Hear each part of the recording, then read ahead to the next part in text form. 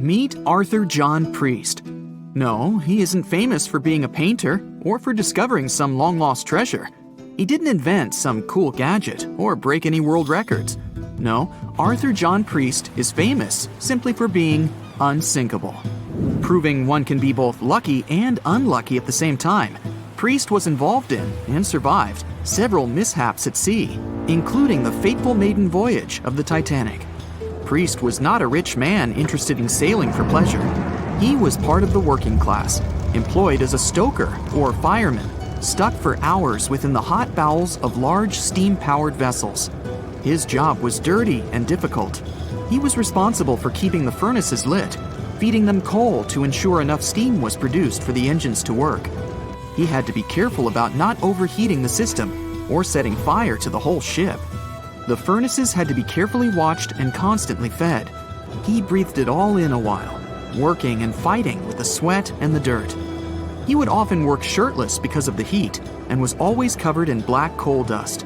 And when he finally had a break, his shared living quarters were nearby in the same part of the ship. He must have been good at his job, though, because he had no trouble finding work. But wherever he went, bad luck seemed to follow. The first incident was a mild one. As a young man, Priest worked on the RMS Asturias.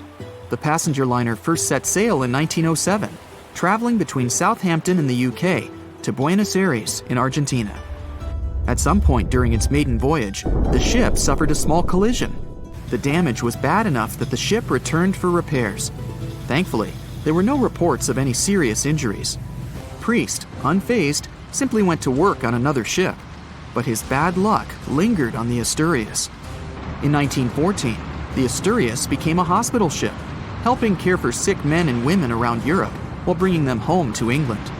But in March 1917, at just around midnight, the ship was struck by a foreign object. Its hull was breached and the engine room flooded. The captain ordered everyone to abandon the ship, sending crew, patients, and health staff scrambling for the lifeboats. The vessel was still moving, powering through the water because the main controls, located within the flooded engine room, could not be turned off. The captain refused to leave the ship while people were still trying to escape. He was able to aim the Asturias towards Bolt Head, where it finally hit land and couldn't sink. The remaining lifeboats were lowered and the final survivors made it to safety. When they studied the damage on the ship later, the Asturias was declared a total write-off. It might be hard to pin this particular disaster on Priest. After all, he wasn't even on the ship at the time. But it seemed that many of the ships on which he served were destined for trouble. His bad luck followed him to his next job on the RMS Olympic, a massive ocean liner. The Olympic was big. In fact, it had been designed and built as part of the fleet that included the Titanic. But with size came sacrifice. The Olympic was great at moving in one direction, but very difficult to handle when it needed to turn. It was September 1911. The Olympic was trying to alter its course. The Hawk, a smaller ship sailing nearby, didn't give the larger vessel enough room to maneuver, and the two slammed into each other. Because the Hawk was engineered to deal with potential confrontations when out at sea, its reinforced bow tore through the Olympic. Two large gashes appeared on the ocean liner's side. The propeller shaft was badly twisted, and worse, the ship began to take on water. Somehow, the Olympic made it to shore without sinking, and nobody was seriously hurt. Priest had no idea that this was just a small taste of what his future held for him. He next found employment on a brand new ship, a better ship, an unsinkable marvel that was said to be the biggest vessel to have ever been built. Yes, he was going to work on the Titanic. And what a job! It took 29 boilers, requiring 850 tons of coal a day to produce enough steam to power the Titanic. Priest was just one of 150 stokers toiling away in the ship's underbelly, keeping those fires burning day and night. He made around $30 a month. But on April 14, 1912, he would find himself flung from a world of extreme heat to one of blistering cold. At approximately 11:35 p.m., the crew spotted an iceberg. The Titanic tried to avoid it, but the alarm had been sounded too late. 5 minutes later, the two collided. The iceberg tore through the hull, and the once watertight compartments inside were badly ruptured. As the cold Atlantic water flooded in, the ship began to sink. Distress signals were sent, but the closest ship, the Carpathia, was over 3 hours away. In the dark of night and stuck in the middle of nowhere, the crew and passengers panicked. Those who could scrambled for the lifeboats. Others jumped into the icy waters. In total, only 706 survived that terrible night. Priest, at the time of the collision, was down in the ship's lower quarters. He was on break, relaxing from a hard day of work. And as the ship went down, so did his chances of survival. He and his fellow workers were in the most dangerous position on the ship. They had to make their way through a maze of corridors and gangways, some of which were flooded, in a mad dash to the deck. And then they faced the frigid water, jumping in and desperately swimming to safety. The ocean was so cold that Priest even suffered frostbite before finding his way onto a lifeboat. He was one of only 44 stokers to survive that night. After an experience like that, most of us would never set foot on a boat again. But Priest had to work. His next job also ended in disaster. He was offered employment on the HMS Alcantara. It went down in 1916, and Priest was again one of the few to make it to safety. He was badly wounded in the process. But he kept pressing his luck, and his next job as a stoker may have felt eerily familiar. He would be working on a ship built by the same people behind both the Olympic and the Titanic. And this ship, named the Britannic, was the biggest of the three. It was also believed to be a superior vessel, fitted with new safety features after the Titanic sank. For example, it had 48 open lifeboats, 46 of which were the largest ever used on a ship before. 2 of these were even motorized and equipped with special communication devices. The good news? The Britannic survived its first trip without incident. It was already doing better than the Titanic ever did. However, on November 21st, 1916, the Britannic was shaken by a loud explosion while traveling through the key channel in the Aegean Sea. The hull was damaged, and some of the compartments began to fill with water.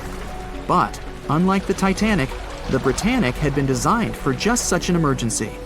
It had been fitted with 5 watertight bulkheads.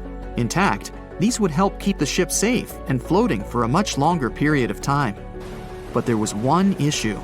Portholes along the lower decks had foolishly been left open. As the ship tilted, the portholes let in water, which flooded the Britannic and hastened its descent into the sea. This effectively made those watertight bulkheads useless. The ship was going down fast, much faster, in fact, than the Titanic had sunk. 35 of the lifeboats were successfully launched, saving most on board. Of the 1,066 passengers and crew, 1,036 survived. Priest, his luck intact, was one of them. And yet, he still wasn't done with a life at sea. He accepted a position as a stoker on the Donegal. It was a smaller passenger ferry that had been converted for use as a hospital boat. In April 1917, it was struck by a foreign object while fleeing an unsafe situation, and though he suffered from a head injury, Priest was again one of the survivors. It took experiencing 2 collisions and 4 sinkings before Priest was finally ready to retire. In fact, he reportedly said he only gave it up because no one wanted to sail with him. Can you blame them? He would live out the rest of his life on dry land in Southampton, England, with his wife Annie and their 3 sons. But Arthur John Priest would always be remembered as the unsinkable stoker. We've all heard of the famous story of the sinking of the Titanic. But if you really think about it, it's not just one story, but so many stories all at once. It is a story of strength and courage, as with the likes of Margaret Brown stepping in to help passengers in need. It is a story of luck and guile, like with Arthur John Priest, a man who not only survived the Titanic, but also 3 other tragedies at sea. It is a story of perseverance and intrigue, as with Violet Jessop, a stewardess who had also survived 3 shipwrecks and then continued to serve for 30 more years after that. These are the stories of their personal journeys. When the RMS Titanic set sail from England on April 10, 1912, it was the largest ship ever built at its time. It was 883 feet long and 175 feet tall, and it took 3,000 workers 26 months to build it. Considered to be the pinnacle of nautical engineering, this ship was touted by its makers to be unsinkable. Of course, 4 days after its maiden voyage at sea, that claim would be proven false. On April 14th, the Titanic hit the iceberg. The collision ruptured the hull, and the 16 supposedly watertight compartments designed to keep the ship afloat quickly flooded with water. It took the liner 2 hours and 40 minutes to sink.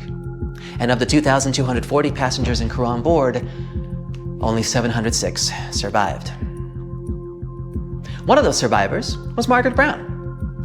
She was a philanthropist and actress who had traveled to Europe to visit her daughter in Paris. However, when Brown got word that a grandchild had fallen ill back in America, she bought a ticket for the next available ocean liner that would take her home, which just so happened to be the Titanic. As a wealthy woman, whose husband had become rich after finding gold in one of the mines that he owned, Brown was able to get first-class accommodations on the vessel. For over 4 days, she enjoyed many of the luxuries that came with her ticket. There were the expected services, like a large dining room with a live orchestra. But the vessel also was equipped with a gym, squash courts, and a swimming pool. And she'd spend her time in the first-class lounge that had been designed in the architectural style of the Palace of Versailles. When the Titanic started to sink, Brown could have jumped into the first available lifeboat and made her way to safety. But she did not. Instead, she joined the relief efforts and helped others get out, putting her own life at risk. In fact, by some accounts, a crew member had to physically pick her up and drop her into a lifeboat, number 6, in order to get her off the ship. With all the confusion and fear around, Brown went on to take control of the lifeboat. She even got the women on board to help paddle, knowing that it would help them keep warm in the cold night's air. There were also reports that she had an argument with the crewman who was in charge of that particular boat. When she suggested that they paddle toward the ship to help save others, Quartermaster Robert Hitchens refused, claiming that when the massive Titanic would finally go under, their tiny lifeboat would be pulled down with it if they were too close. An hour and 20 minutes after the Titanic sank, the survivors were finally rescued by the RMS Carpathia. Even then, Brown was still hard at work, now ensuring that passengers from the second and third classes were provided with basic necessities such as food and blankets.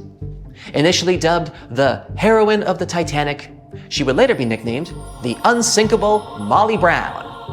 A bit of an odd nickname, considering that she was never called Molly in her normal life. However, her story was so compelling that it was eventually turned into a musical in 1960 and into a movie in 1964. And her character would continue to pop up in several other films about the tragedy. There was also another person on board who was also later declared unsinkable, though his series of events that led to him earning this title are far more tragic. His real name was Arthur John Priest. He worked as a stoker and fireman.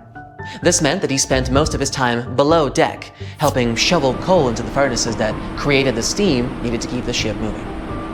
It was a dirty, sweaty job, but it was also a big responsibility, as stokers had to ensure the furnaces did not overheat or set fire to the whole ship. Priest was one of the 163 stokers hired to work on the Titanic for his first big trip. He helped shovel the 600 tons of coal the engines needed each day. When the ship hit the iceberg, Priest was relaxing in the bunker he shared with his co-workers, not far from his workstation. Escape was difficult, and his chances of survival were low. He had to move fast, running through corridors and along gangplanks, as he made a desperate dash onto the deck. And once there, he had only one option left: to jump into the frigid Atlantic Ocean. Imagine the shock of being enveloped by 27-degree water, surrounded by panicked screams in the darkness of the night. Despite all this, Priest swam, and remarkably, with frostbite setting in, he found safety on a lifeboat. He was one of only 44 stokers to survive. As if that wasn't enough, Priest would go on to survive 3 other sinking ship disasters, including the HMS Alcantara in 1916, the Titanic's sister ship the Britannic, also in 1916, and then the Donegal in 1917. It was for this miraculous record that he was later known as the unsinkable stoker. After the Donegal, Priest finally retired from working on ships, although he claimed he only did so because nobody would agree to sail with him. Now, people who had been in a shipwreck often remain afraid of water for the rest of their lives.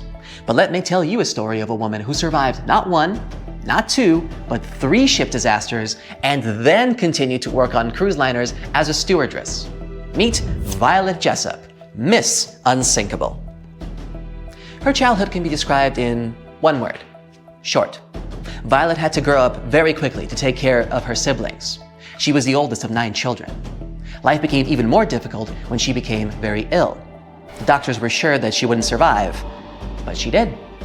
Shortly after recovering, she moved to England with her mother, took care of her sisters, and attended a convent school.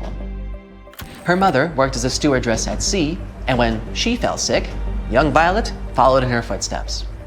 But because of her youth and beauty, no one wanted to hire her, thinking that she would distract passengers and crew.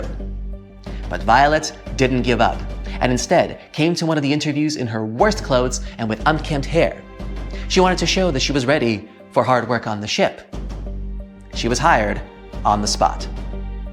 The first 2 years passed uneventfully, but then a series of incredible fortunes began, or misfortunes, depending on how you look at it.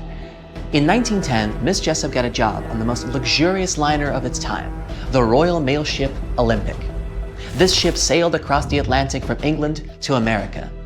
The engineers didn't focus on the speed of this vessel, but on its comfort. While working on that ship, Jessop was paid just £2 a month, the same as £200 today. Hard work on the ship's deck from morning to night didn't frighten Jessop. She loved the job. She liked to talk to the people and enjoyed the beautiful views of the Atlantic. So, on September 20th, 1911, Jessop was working on the deck as usual. The sea was calm and the weather was excellent. The ship was sailing through the Solent Strait, which separates the Isle of Wight from the British mainland. At this moment, the British military cruiser Hawke appeared ahead. It should have simply passed by the Olympic, but something went wrong. For whatever reason, the ships started going straight at each other. The Olympic's captain tried to maneuver to avoid a collision, but failed. The Hawke's bow was designed specifically to ram other ships, so when it rammed the Olympic, it made an impact. The liner shuddered, and the people screamed in fear and panic. The ship had a huge hole in the starboard. Jessop fell from the force of the blow. It seemed that one of the biggest liners of its time was going to sink. But luckily, both ships stayed afloat, and nobody got hurt. You would think that an accident like this would frighten Jessop, but nope. She didn't give it a second thought, and it continued to work as a stewardess. In April of 1912, she decided to take a job on the best, most unsinkable ship of the time, where she was supposed to serve VIPs. Initially, she didn't want to work on this ship, only agreeing to it after much persuasion from her friends. And that's how Violet Jessop boarded the Titanic on April 10, 1912. 4 days later, when the infamous iceberg collided with the ship, Jessop was resting in her cabin. She was almost asleep when she felt the jolt. Immediately, she was called to the upper deck. Surprisingly, when the Titanic first hit the iceberg, almost nobody panicked. No one could believe that the unsinkable ship could actually sink. As the ship's hold was being filled with water, everybody was just calmly carrying on about their business on the upper decks. It was only when the cabin crew started instructing passengers to reach their lifeboats that panic finally set in. Jessop, along with other stewards, was actively aiding the passengers' evacuation to the lifeboats. The rule was that women and children were to be evacuated first. But when many of the women hesitated to step onto the lifeboats, delaying the crew's efforts, one of the ship's officers ordered Jessop to get into a boat to show the other women it was perfectly safe. Soon, others followed, and then someone suddenly thrust a swaddled baby into her hands. Without a second thought, Jessop hugged the child to her chest to keep it warm while the Titanic was sinking. She didn't let go of the baby until her lifeboat was picked up by the Carpathia, the ship that came to the rescue. As Jessop boarded the ship with the baby, a woman ran up to her and, without saying a word, snatched the child from Jessop's hands. She assumed the woman was the baby's mother, so she didn't try to get it back. She was too numb and frozen to think how strange it was this woman hadn't even said thank you for saving her baby. Many years later, Jessop would be reminded of this baby under some mysterious circumstances. After successfully surviving one of the most terrible shipwrecks in history, Jessop, of course, continued to work at sea. In 1916, she took a job as a nurse on the hospital ship Titanic, which you might remember is a sister ship to both the Olympic and the Titanic. Except this one sailed in the Aegean Sea. On November 21st, the ship was traveling down its very familiar route, but on that particular day, luck was not on its side. This would become the third shipwreck Jessop will have survived. However, this rescue wasn't as easy as the previous two. After the accident, the huge Titanic began to sink quickly. It took less than an hour for the ship to completely sink. Jessop didn't have time to board a lifeboat this time, so she jumped into the cold water. There, she swam to the closest lifeboat and got on. But then everyone on the boat noticed that the ship's propellers were still working. They were spinning in the water, creating a whirlpool that was pulling the boat toward them. Jessop jumped off the boat just in time to escape the propellers, but her ordeal was far from over. While in the water, she was pulled down to the ship's keel and hit her head. The only thing that saved her from losing consciousness and probably her life was her thick hair slightly cushioning the impact. And so, somehow, against all odds, Jessop got away from the engine and was soon picked up by another boat. For the next few years after this accident, Jessop was plagued by headaches. When she finally went to the doctor, he told her she was incredibly lucky to still be alive. The incident on the Titanic resulted in a fracture in her skull. You would think that 3 shipwrecks and a fractured skull would be enough to stop anyone, but not Violet Jessop.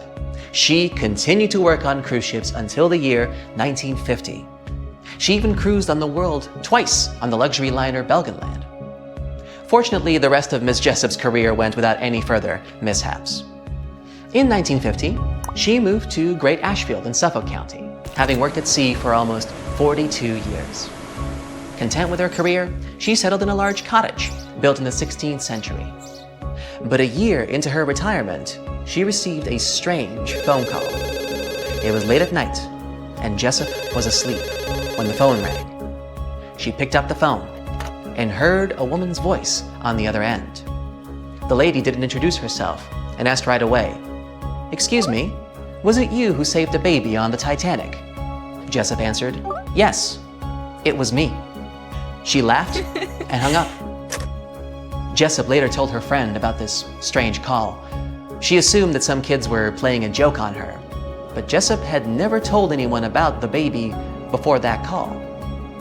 And according to the old records, the only child who was on the boat with Jessop was a boy. But those same records also said that the boy had been saved by another passenger. To this day, it's still unknown who the baby that Jessop rescued was. Either way, for surviving 3 different wrecks on 3 different ships, she was aptly dubbed Miss Unsinkable.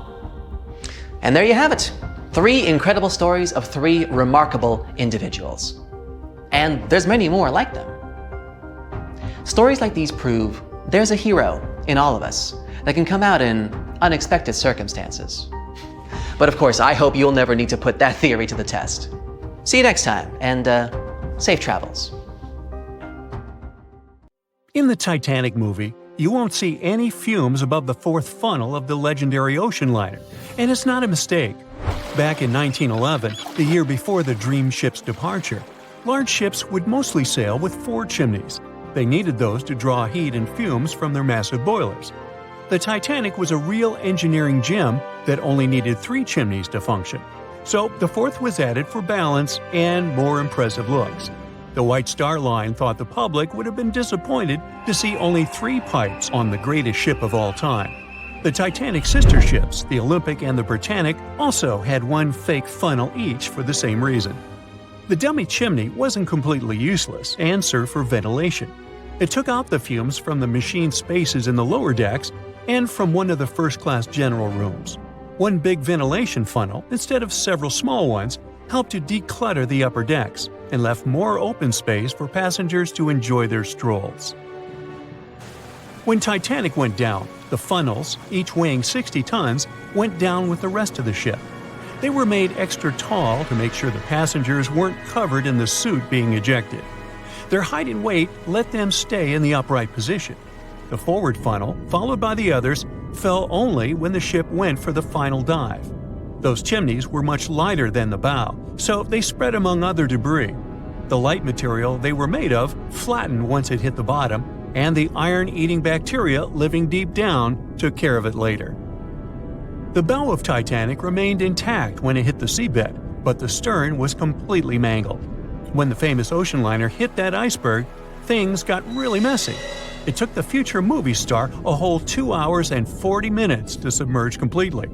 The collision let water flood 6 out of 16 watertight compartments. As the water gushed into the starboard side, the ship started to tilt down in the front and a bit to the right. By midnight, the damaged compartments were spilling water into others, and it was chaos because these compartments were only watertight horizontally. Soon enough, water started flooding through the anchor chain holes, and by 2 a.m., the bow was sinking, and the stern's propellers were lifted out of the water. The ship kept flooding until the moment the bow went underwater, and the stern shot up almost 45 degrees. The weight of those massive propellers stressed the ship's midsection. The steel just couldn't handle it and failed. Survivors described that moment as some loud noise, like breaking china or falling gear. That was the Titanic's upper structure giving in. By 12 past 2 a.m., the bow and stern were only connected by the inner bottom structure. Minutes later, the bow, weighing almost 16,000 tons, broke loose from the stern. The stern rose sharply to an almost vertical position and started sinking slowly. By 2:20, it disappeared underwater. The bow was cruising down at about 13 miles per hour and had hit the ocean floor almost a half an hour before the stern. The two parts of the Titanic now lie 2,000 feet apart, pointing in different directions. The bow remained mostly intact, just covered in mud. The stern turned into a tangled wreck because of the implosions it went through during the descent. The air trapped within the structure just couldn't handle the increasing pressure of the water deep down. Signal rockets played a big part in the Titanic's tragedy. When a ship goes down, you're supposed to shoot up red flares to signal trouble. But someone decided to stock Titanic with white lights instead of the usual red ones. So when the ship smacked into that iceberg, the crew fired off white flares. The SS Californian was passing nearby, and his captain knew the Titanic was in a dangerous iceberg zone. The crew didn't spot the sinking Titanic, but they sure saw those white rockets. The radio between the ships was useless because the Californian's operator switched it off. The captain had a gut feeling something was off, so he flashed a Morse code light signal at Titanic. But he received no reply because the Titanic had already gone underwater. There was another ship, Samson, sailing alongside the Titanic. It had plenty of illegally hunted frozen seal meat from Canadian waters abroad, so it was sailing with lights off to remain unnoticed. When they saw the Titanic's white rockets, they thought it was the Coast Guard and zoomed away. Samson didn't have a radio, so they couldn't find out about the ongoing disaster. The crew got the news about Titanic only when they got to the coast of Iceland the following month. There have been many theories to explain the Titanic tragedy, and one of the recent ones says that there was a fire involved. An Irish journalist went full detective for decades, digging into the mystery, and stumbled upon a game-changer. He came across a photo album that had been hiding from the public for a century after the tragedy. In the pictures, taken at the Harland and Wolff shipyard in Belfast, Northern Ireland, just over a week before the liner sailed, you can clearly see a massive 30-foot black spot on the ship's hull. Maloney researched the photos and eyewitness testimony from the time and claimed that a fire spontaneously broke out inside of one of Titanic's enormous coal bunkers. It was raging for a whole 3 weeks and messed with the metal, critically weakening a crucial segment of the ship's hull. Back then, most ships had just one hull, so it was the only skin the Titanic had. That's why the iceberg managed to punch a hole through the ship so easily. If it hadn't been for the fire, the Titanic might have shrugged off that iceberg collision. The company operating the liner knew about the fire, but they decided to conceal that fact. They didn't want any negative stories in the press as they faced some serious competition in transatlantic voyages. The Titanic was sold out, so they stocked up on coal and made it sail. The moon might have also played a role in the sinking. Our satellite heavily affects tides on the Earth. The closer it is to our planet, the stronger the tides are because of the increasing gravity of the moon. Back in 1912, the moon was so close it made several glaciers in Greenland break apart. Massive chunks of ice that broke off from the glaciers started floating south. The supermoon event came just 6 minutes after a spring tide. During new and full moons, the alignment of the moon, the Earth, and the Sun makes their combined gravity reach its peak. And the day before, our planet had come the closest to the Sun that year, which made the gravity even stronger. This mixture of events created perfect conditions for one of the most powerful tides in history. It created the perfect conditions for the icebergs breaking off from Greenland's glaciers to move freely. Opponents of this theory say that the difference in tidal force wasn't actually that big, and it couldn't have been the main cause of the sinking. The iceberg tore down the side of the ship, leaving a huge opening in the hull. It wasn't a continuous rip, and damage was caused in several places. Some experts believe the ship would have survived the iceberg if it had hit head-on. The Titanic had watertight compartments designed to prevent flooding in case of a collision. Only the first 3 or 4 of these compartments would have been flooded. This could have helped save a lot of lives. Supporters of this theory put the blame for the disaster on First Officer William Murdoch. Huge, fast-moving ships don't just turn in a matter of seconds like a speeding car. It takes minutes. When Murdoch realized the collision was inevitable, he tried dodging left to avoid a direct hit. But despite his efforts, the ship still collided with the iceberg. You know the rest. On April 10, 1912, crowds gathered at Southampton Beach to wave off what was, at the time, the world's largest and most prestigious ship, the RMS Titanic.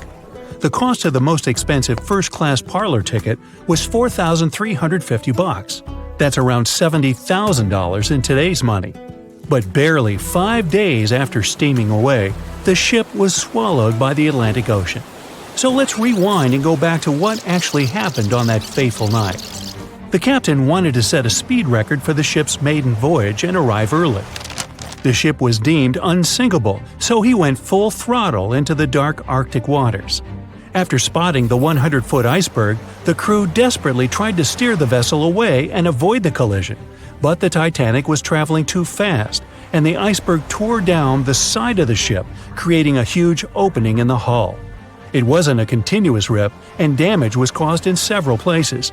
In total, the damage spanned along an area of around 300 feet. But the ship's designers had prepared for the prospect of a collision and added watertight compartments down each side of the ship to act as a buffer zone. 4 of these compartments could be breached and the ship would still stay afloat. But because the iceberg tore down the side of the Titanic, it ripped holes in 6 compartments. The compartments didn't extend up the total height of all decks and weren't actually sealed at the top. This is why, when more than 4 were flooded, water reached over the top of the bulkheads and filled the remaining compartments, causing the ship to sink into the ocean. Think of it as water spilling over an ice cube tray. But what if the collision was head-on? Would it still have sunk? Ships are designed with potential crashes in mind, and most vessels have collision bulkheads in the bow. Most of all, it's like your car's bumper or crumple zone. It's a safety feature that can withstand a direct hit. The bow could have taken some of the impact, and some experts have suggested that if it hit head-on, only 2 to 4 of the watertight compartments would have been flooded. So, in theory, the Titanic might not have sunk, and it might have even been able to continue sailing to its final destination at a much slower speed. The force of impact would likely have been huge, though. But although passengers would have been injured by the force, they'd have been able to stay on the ship to wait to be rescued by other ships, rather than being forced into the icy waters of the Atlantic. Still, one of the Titanic's designers, Edward Wilding, suggested that the force of the impact might not have actually been that big. He told the British Inquiry that lots of people scarcely felt the collision, and he believed the ship would not have sunk if it did hit the iceberg head-on.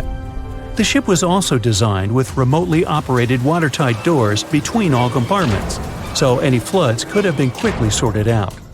Because Titanic had 6 breaches from the side collision, and because it happened so quickly, sealing the doors wouldn't have made a difference, as it was essentially impossible to save it by that point. The ship immediately began to flood, with water pouring in at a rate of roughly 7 tons per second, 15 times faster than it could be pumped out. So, while it sounds like the Titanic would have survived had the ship hit the iceberg head-on, this idea does come with some issues. First off, the collision bulkheads were designed to survive a crash with another ship, not a giant iceberg. If 2 ships collided, both would absorb some of the impact in their bulkheads, sharing the impact and likely staying afloat. But an iceberg is stationary, meaning that Titanic would absorb most of the energy from the collision. If Titanic hit head first, because of the speed it was traveling, the impact would have likely traveled down the whole body of the ship. Just imagine a 46,000-ton ship traveling at around 20 knots. At some point, it hits an iceberg that weighs what could be over 100,000 tons. This collision would likely create a powerful force causing massive damage to the vessel. It is likely that seams would split, staircases would come tumbling down, and rivets would burst open across the ship. All that would have potentially flooded even more compartments. This could have caused Titanic to sink in a matter of minutes rather than hours. But that's just the tip of the iceberg. As we all know, the biggest part of it is hidden underwater. So if Titanic had been traveling head-on, it's likely it would have hit the part of the iceberg below the water first, which would send it veering off course. Hitting an iceberg is not like hitting a brick wall. In this case, the ice under the water would have torn open the bottom of the ship and caused damage to the sides. Icebergs also aren't flat, solid objects. If a flat collision happened, the ship might have stayed afloat, but icebergs come in many shapes and sizes, from domes to wedges. Studies have also been done on the steel used to produce Titanic, and the tests show the metal was about 10 times more brittle than the steel we use today. The ship was built before we understood the effects of low temperature on steel. The old steel used to make the vessel would not bend when faced with freezing temperatures, but break. Recovered pieces of Titanic's hull plates show that the hull just shattered on impact. Hitting head-on would also cause a very severe and abrupt stop, so even if the ship hadn't sunk, there would still have been major issues. Think about when you suddenly hit the brakes on your car, or when the bus stops while you're walking down the aisle and you get flung forward. Passengers would have been thrown across the ship, and because the crash happened at night, most people were sleeping, so wouldn't be able to effectively prepare for any sort of impact. This would result in injuries for most people on board. It would be especially bad for those at the front of the ship, where the accommodation for the off-duty firefighters, greasers, and engineers was. But while passengers and off-duty crew may have been thrown out of bed, there would be a lot more survivors than in the original scenario. Many ships have had head-on collisions and made it back to shore. Not many people know that Titanic actually had 2 sister ships. The White Star Line, the company that built Titanic, also built vessels called Britannic and Olympic. Captained by Edward J. Smith, who would later helm Titanic, the Olympic set off on its maiden voyage in June 1911. But much like Ford's sister ship, disaster was just around the corner. On its 5th commercial voyage, Olympic collided with a Royal Navy ship, HMS Hawke. While the Olympic received damage to its side, Hawke crashed into the other vessel head-on. The bow of the Hawke was completely crushed by the collision, but because the ship had watertight compartments, it managed to survive the impact and later returned to shore for repair. Another study case is the SS Andrea Doria, which was an Italian ocean liner that made global headlines in 1956. Like the Titanic, the Andrea Doria was heading for New York City on its 101st voyage when disaster struck. On July 25th, the vessel collided with the 524-foot Swedish passenger liner Stockholm. The Stockholm hit the ship head-on, but the point of impact for the Andrea Doria was on its side. The front of the Stockholm was completely smashed, but because the impact was on its hull, it managed to survive. The Andrea Doria, however, sadly sank due to the collision being on the side of the ship. So these cases could suggest that maybe The Titanic would have survived had it hit the iceberg head-on. But we have to remember that the Titanic hit the thing full speed, whereas both the Olympic and the Andrea Doria were traveling slower. Staying in the water that's 70 degrees Fahrenheit for a long time definitely won't do your health any good. A water temperature of 50 degrees Fahrenheit is a nightmare. It feels much colder than the air of the same temperature. The passengers of the Titanic were in 28 degrees Fahrenheit water. Can you imagine how cold it was? Even the iceberg that the Titanic met was warmer. The water didn't freeze because of the high salt content. But what if the temperature had been higher? What if the Titanic had sunk in warm water, say 120 degrees Fahrenheit? Theoretically, this could have happened had the waters of the North Atlantic met a warm undercurrent from the southern part of the ocean on disaster day. But this heat wouldn't have been enough. The ocean area is too vast, and the temperature is too low at night. The warm undercurrent alone wouldn't have made a difference for people who were overboard. But if the Titanic had sunk in another place at one particular moment, perhaps then all people could have been saved, thanks to an incredible natural phenomenon. Now, on board everybody, our voyage to a parallel universe begins. It's a moonless night on April 14th through 15th. The Titanic crashes into an iceberg. Icy water floods the lower decks. The captain sends a distress signal. The nearest rescue ship, Carpathia, is 58 miles away from the sinking Titanic. At maximum speed, Carpathia will get there in 4 hours. That's quite long, even in warm tropical waters, since your body loses heat anyway. The Titanic begins to sink. The crew downs lifeboats. Some of the passengers jump overboard. The ship is going under the water. There are no boats left, so you jump along with other passengers. It feels as if you got inside a huge iceberg. The water is so cold that it's hard for you to move. You can't even scream because there's no air in your lungs. But at this moment, you feel a pleasant warmth coming from the depths. The heat rises above your knees and waist, then reaches your neck. Finally, you regain control of your muscles and can breathe deeply. You notice that all the other passengers feel the same warmth. The water becomes a little hot. It makes you happy. But in a moment, horror replaces your delight. The ocean begins to foam. And not because of the high temperature, but because something is rising from the ocean floor. You hear a heavy, low sound coming from the depths. It's not a sinking Titanic, but something bigger. You can see a huge iceberg nearby. It's melting, and a huge chunk is breaking off from it. A million bubbles appear on the surface. Then you feel something hit you in the leg. Thousands of strange lightweight rocks are rising from below.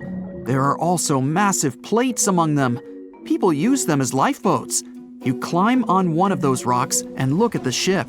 It doesn't sink, since all the water is bubbling and pushing the vessel up. You take one of the small rocks and understand everything. It's pumice. An underwater volcano has woken up right under the ship. Thousands of tons of volcanic rock are floating to the surface. When it erupts, its magma shakes the entire space, heats the water, and destroys the seabed. But it doesn't result in anything destructive on the surface. The enormous pressure of hundreds of millions of gallons of water suppresses the volcano's power. Molten rocks of the Earth's crust are pressed against the seabed, and pumice rises to the surface. And here's why it happens. The upper part of Earth consists of many solid parts, tectonic plates. These plates collide with each other and divide. And when one part separates from another, the magma immediately comes up. So, all volcanoes are these unstable fault sites. If the Titanic had sailed over one of these areas during an eruption, many passengers would have been saved. Back in the parallel universe, you notice the Titanic starts sinking again. The water is no longer bubbling. The volcano has gone out. In a matter of seconds, the ocean turns icy again. Fortunately, you have your pumice lifeboat.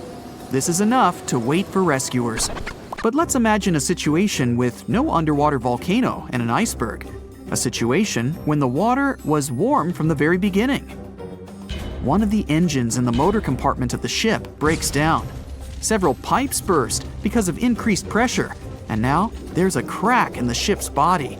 Water is filling the lower decks. The ship is sinking. People evacuate on lifeboats. There's less panic since the night is warm and no one is freezing. Each passenger gets a life jacket. The ship is breaking. You understand that you have to jump.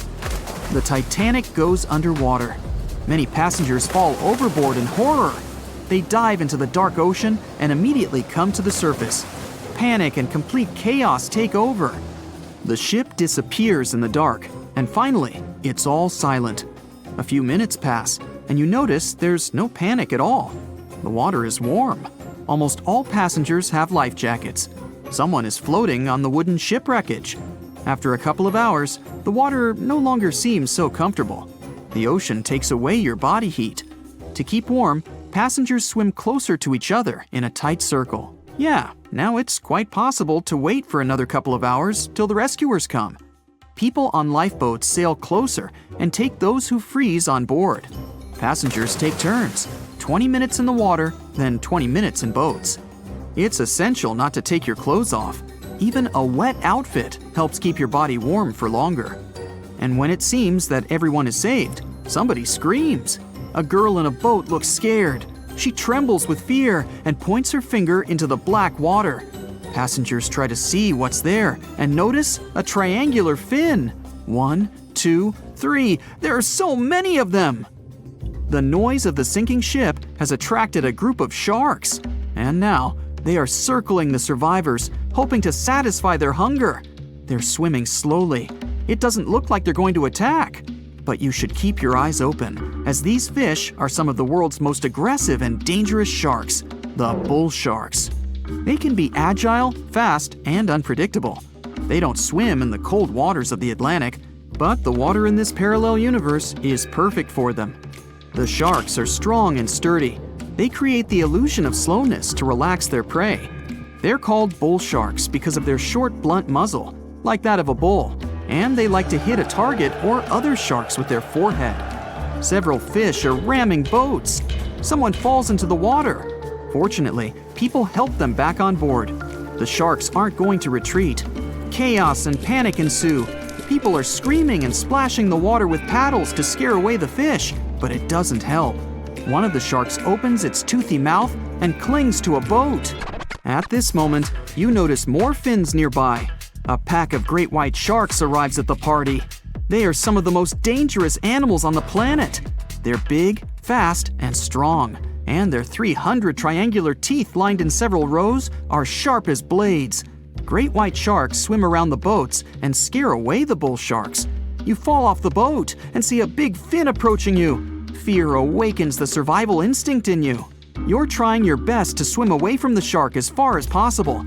Of course, it's useless, since the shark is much faster and will definitely catch you. You feel your foot touching the shark's nose.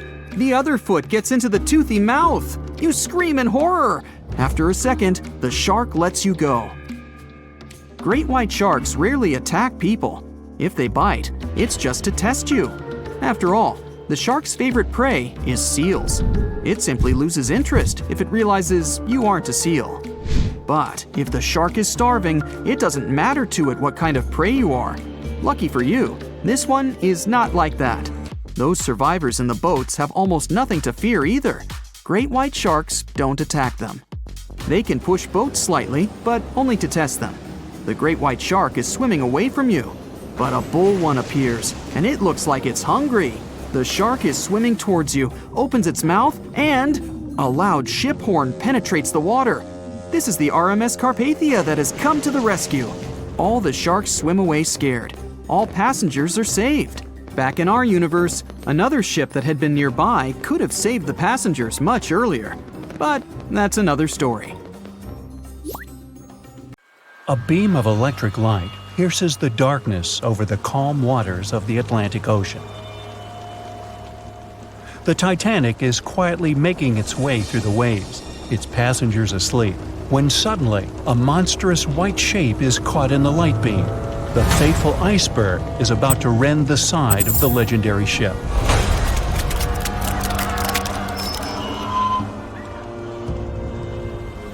April 14, 1912, only 2 days before someone will take a photo of a giant iceberg with a pretty unusual elliptical shape. It turns out that this iceberg most likely formed out of snow that fell 100,000 years ago. Researchers used computer modeling to figure out its origin. They used data from 1912 and added some new information about winds and ocean currents. They concluded that the iceberg was probably a part of a small cluster of glaciers in southwest Greenland. These days, it's possible to calculate the routes of such icebergs in any given year in the past. So the infamous chunk of ice was on its way from Greenland to an area further south from Cornwall. If the ship had passed through that region only 2 days later, the iceberg would have moved far away from the point where they met. At first, the weight of the most well-known iceberg in the world was 75 million tons. With time, it started to slowly melt away. And when it sank the Titanic, its weight was only 1.5 million tons. By the time of the collision, it had probably been melting for months, but it was still a true monster. When the Titanic sank, the iceberg was 400 feet long, and more than 100 feet of its surface was above the water. Some people believe it was a supermoon that caused the Titanic to sink. That night, there was a rare lunar event. It hadn't happened for 1,400 years. In normal conditions, the iceberg wouldn't have traveled so far south without melting and losing the largest part of its mass. But the supermoon could have been the reason for an unusually high tide that pulled the iceberg away from the glacier way faster than usual. There's a specific type of bacteria that slowly consumes the remains of the Titanic. Salt corrosion, ocean currents, freezing temperatures, plus this rust-eating microorganism might consume the entire wreckage. American actress Dorothy Gibson was aboard the Titanic. She survived, and when she arrived in New York, she started filming a movie called Saved from the Titanic almost right away. The movie was released only a month after the Titanic sank, and in the movie, she even wore the same shoes and clothes she had during the actual disaster. The movie was a big success at that time, but the only known copy was destroyed in a fire. 14 years before the Titanic sank, a novella called Futility had been published, and it seemed to have predicted the whole event. The plot centered around a fictional ship called the Titan that sank during its voyage. The Titan was almost the same size as Titanic, and they both went to the bottom in April. The reason was hitting an iceberg, too. Both the real and fictional ships were described as unsinkable, and both of them had the legally required number of lifeboats, which, as it turned out later, were nowhere near enough. We've seen it in the movie, but there were some real-life love stories happening on the Titanic, too. 13 couples even took a trip on the Titanic as part of their honeymoon. One of the couples owned Macy's department store in New York. Once it became clear the Titanic was rapidly sinking, the woman refused to go into a lifeboat without her husband. But he didn't want to join her while there were still women and children who he thought had to go first. Then his wife gave her coat to her maid. She insisted that the maid should get into the lifeboat, and she wanted her to be warm. As for the woman herself, she decided to stay with her husband till the end. Some people believe Titanic sank because of a mummy, not an iceberg. It all started around 1000 BCE with a mysterious woman who lived in Egypt, in the City of Thieves. People knew little about her, but they called her a priestess. Her mummy was put in a wooden sarcophagus and covered with a large lid with the image of her face and some mystical inscriptions. This place had been hidden until the first half of the 19th century, when a group of locals accidentally came across it. They disturbed her peace. No one knows how, but the mummy disappeared that day without a trace. A couple of decades later, a group of rich friends from England traveled to Egypt and found the empty mummy casket with the image of the priestess, whose dark eyes seemed to be looking into the void.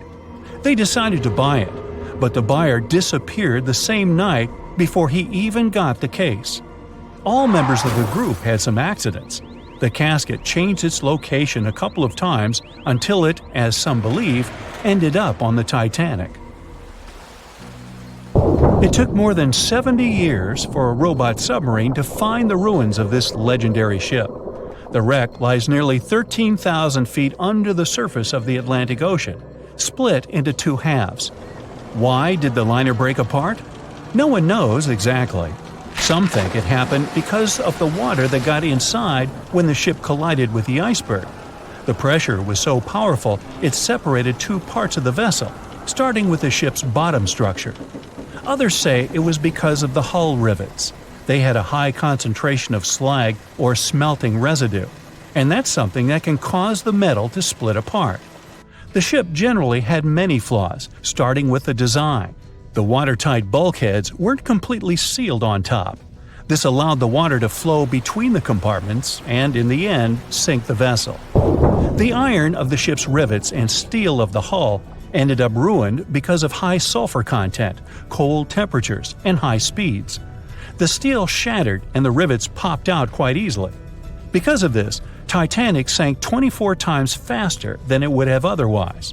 If the ship had hit the iceberg head-on instead of ramming it with its side, it would have probably stayed afloat. How come the crew members didn't have binoculars? It would have surely helped them spot the iceberg on time and maybe even avoid the disaster. But the binoculars on the Titanic were locked in a storage cabinet. Only one crew member had the key, and he had been transferred off the ship right before it set sail. He later said he hadn't remembered to hand over the key. But even without the binoculars, the ship might have had some time to change course and avoid the collision if the crew had gotten some warning. But that's the thing, someone did warn them. About an hour before the incident, a ship that was relatively close to Titanic, the SS Californian, sent a message to inform them it had stopped because of dense ice field. But the warning never got to the Titanic's captain. Some experts say it was because the radio operator didn't think it was that urgent. And later, the SS Californian said they didn't get a call for help from the Titanic because their radio operator was off duty. Some say the crew on the Titanic couldn't spot the iceberg on time because of an optical illusion. Atmospheric conditions that night probably caused super refraction, which could have camouflaged the berg. After all, no one actually saw the iceberg until it was too close to the ship to somehow avoid the crash. Not even a whole minute passed between the moment they saw the iceberg and the collision. It was only 37 seconds, and it took Titanic 2 hours and 40 minutes to disappear below the ocean's waves. Can you guess how many theories of the Titanic's sinking exist? Right, loads, including a theory of my own, which I'm going to share with you today. And then you can decide which one seems most likely to you. One Piece theory. The very first version of the events was the One Piece theory. It's very simple and basically claims that the sinking happened without any breakups. 2:15 a.m., the ship collides with an iceberg. 2:18 a.m., the lights go out. The ship reaches an angle of 45 degrees and then quickly begins its final plunge into the ocean depths. 2:20 a.m., only about 3 minutes later, the RMS Titanic disappears under the surface of the ocean for good. The liner doesn't break, it just goes down as a whole piece. Of course, this can't be true. In April 1912, the Titanic was not only the largest ship in the world, but also the largest ship ever built. It's hard to believe that such a heavy vessel could have gone down without breaking. That's just impossible. Well, I mean, you can't blame the theorists. Before we found the wreckage, there were no other theories. Wait a minute, or were there? The day after the disaster, the survivors gave their interviews. They talked about what had happened, and some of them claimed that the ship had actually broken in two when it had been flooded. For example, Jack Thayer, a 17-year-old boy, outlined the sinking as he remembered it. And L.D. Skidmon drew a sketch based on his description. The picture clearly showed the ship breaking in half. But no one believed Jack or other witnesses. There was no evidence, so their claims were received with a grain of salt. But in 1985, things changed. First, breakup theory.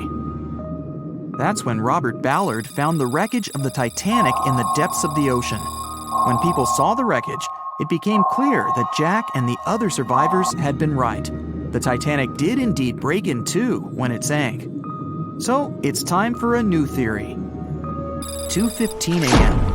The keel breaks, the starboard list eases, and the hull continues to bow and crumble. 2:17 a.m. The galley sections break off. The towers immediately drop under their own weight. The lights go out. The stern is pulled into the air. The bow breaks off and starts sinking. The aft is barely hanging on to the starboard side of the stern section superstructure. The stern section slowly lists over to port as it begins sinking again. It rises up one last time and pivots in a semicircle as it sinks. It all sounds pretty convincing, right? But people began to find plot holes in this theory. For example, the Titanic couldn't have held together until it reached such a high angle. The breakup would have had to begin much earlier. This only meant there was still a vast field for research and speculations. So people started to come up with their own possible scenarios. How about we look first at the ones no one likes? V-break and Aaron 1912 V-break. According to the first breakup theory, the Titanic reached a high angle, and the weight of its unsupported stern caused it to crack from the top down. But it's physically impossible. So, are there any other ideas? In 2006, Roger Long, a naval architect, decided to research a so-called V theory. 2:17 a.m. The breakup begins at a shallow angle, perhaps as little as 11 degrees. The upper structure fails and starts to crack. At this moment, only its double bottom is holding the Titanic together, but it starts to bend under the strain too, failing the ship. Water is pouring through the crack. It increases the weight in between the two sections, bending the Titanic the other way and pulling it into shape somewhat resemblant to the letter V. The upper decks get mangled and bent together. The bow heads for the bottom, and the stern is the last to sink. This theory has since been disproven many times, though. Roger Long believed it because the broken edges of the upper decks in the Titanic's bow section were all mangled and crushed. However, we have learned that it happened because of the so-called hydraulic downburst, the force of the water crashing into the deck as the Titanic hit the ocean floor. Another V-break theory states that the bow had risen out of the water after the break. This theory was mainly peddled by one former Titanic enthusiast. But not only has this theory been proved to be physically impossible due to the bow's incredible mass, it was also inspired by incorrect information. Remember Jack Thayer? Well, it was based on his sketch and the words of a couple of passengers. But the truth is, none of them had ever seen the Titanic break down like this. Jack himself even stated in an interview that the sketch was completely out of context to what he had actually seen. It was drawn by a passenger on the Carpathia, the ship that received the Titanic's distress signal and came to its aid. It couldn't be used as evidence.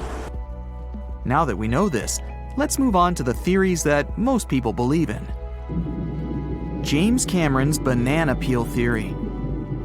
Who hasn't seen the legendary movie about the Titanic, right? It became the leader of the 70th Academy Awards ceremony in the number of nominations and awards, and deservedly so. But did you know that James Cameron had been interested in the Titanic for many years and studied the ship's history? His books and research are very detailed, and he even came up with his own version of the events. It's called the banana split theory, and this is actually what you could see in the movie. Here's how it goes. The Titanic reaches a 23-degree angle and fractures down to the keel. The double bottom acts as a hinge as the stern falls down. When the double bottom fails, the bow and the stern separate. The stern lists to port, standing vertically, and then begins to go underwater.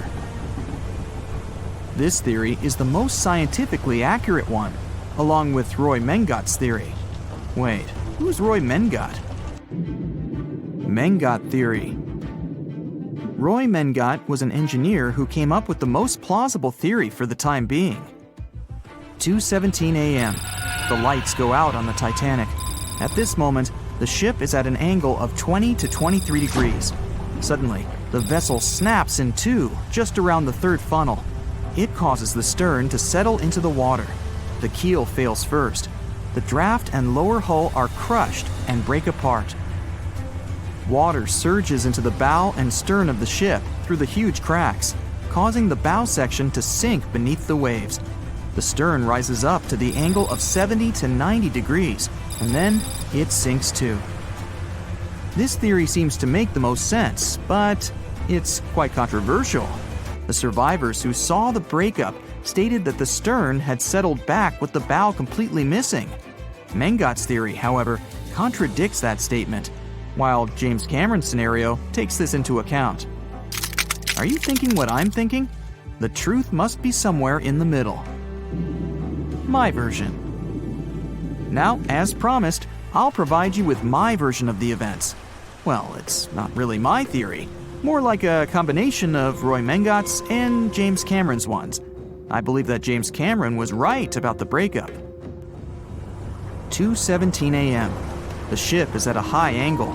The lights go out. Then it snaps into two pieces. The bow starts sinking. The double bottom is still attached to the stern for a minute or so. Once the double bottom fails, the two parts separate and the bow goes down. Then, as Mengot said, the stern rises up at a high angle, and then it begins to sink vertically. It might have actually happened because the survivors stated that they had seen a clean break. This means it couldn't be hidden.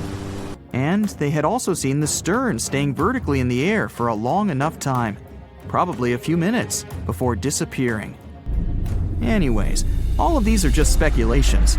Regardless of how the Titanic broke apart and sank, it was a great tragedy. It's already been 110 years since the Titanic collided with an iceberg and sank. Did you know that in 2022, the Blue Star Line Company is completing the construction of an exact replica of the Titanic? Called the Titanic II liner, the ship will be sent sailing along the same route with 2,400 people on board. Let's hope that everything goes well for them. No one could ever have imagined that the unsinkable Titanic would collide with an iceberg, except for one man, William Thomas Stead. Well, not directly, of course. It's not like he jolted out of bed one day, envisioning the fall of the Titanic. Rather, he wrote an empowering short story called How the Mail Steamer Went Down in Mid-Atlantic by a Survivor on March 3, 1886, 26 years before Titanic sank. Okay, let's do a super quick recap. Titanic was traveling from Southampton to New York in April 1912 in the North Atlantic. The ship hit an iceberg, and less than 3 hours later, it was completely underwater. Out of 2,208 people on board, just 706 survived due to the limited number of lifeboats and icy cold water. Another passenger ship, Carpathia, heard the distress call, picked up the survivors, and brought them safely to New York. The short story William Stead wrote was about Thomas, a British sailor, who got on a passenger liner bound for the U.S. At one point, the protagonist realized there weren't enough lifeboats for everyone on board the ship in case something happened. A couple of days later, heavy fog covered everything in sight. Luck was not on the liner's side, and it collided with a stray ship, just like Titanic struck an iceberg. Only 200 out of the 916 people made it safely to the U.S. The main character managed to survive by jumping into the water and climbing into one of the lifeboats. Now, you'd think that the story riled up everyone in the industry to add extra lifeboats on ships. But sadly, it received very little attention when it was published. Even more tragically, William Thomas Stead was on Titanic when it sank, and he didn't make it. The survivors who knew Stead mentioned that he had always been cheerful and had loved to chat during meals. He complimented the ship's design and how sturdy it was. Witnesses also talked about how he had been helpful when the ship had been sinking, having given his life jacket to someone else. He was a journalist by profession and was on his way to New York for a ceremony. One of his most important contributions to modern journalism was the use of illustrations in every newspaper article. He also introduced newspaper interviews, and they're still used to this day along with illustrations. But this story wasn't the only published work that predicted the disaster. Morgan Robertson was an author and former ship captain who wrote short stories and novels. His most notable novella is The Wreck of the Titan. It's also known as Futility. The book was written in 1898, 14 years before Titanic. It was a fictional story about the Titan, an ocean liner similar to Titanic, which was crossing the North Atlantic. It's also a coincidence that Titan was just as fast as Titanic and shared many other similarities, like size and design. The book described it as unsinkable and the largest ship to hit the ocean at the time. That's what they said about Titanic, too. Another eerie similarity was the limited number of lifeboats it had. The story took place in April, and that's when Titanic set off on its journey and hit the iceberg. The Titan story also mentioned that barely anyone had survived that horrible accident. Unlike Stead's story, the protagonist of Robertson took a different path. The Titan sinking happened somewhere halfway through the book, so after the accident, the main character went on with his life. The book was brought back into the spotlight after the Titanic disaster. How could someone describe the events that took place almost a decade later so accurately? Many started to believe Robertson could see the future. But the reality was that Robertson knew his way around a ship. It was easy for him to write down the nitty-gritty of things without doing more research. Realistically, one of the biggest threats for ships at that time was hitting an iceberg or colliding with other ships. The next story sounds somewhat mysterious. Once, Alex Mackenzie heard a voice that warned him not to board Titanic. But when he turned around, there was nobody there. As he continued walking, the voice spoke to him again, but this time it was louder and more distinct.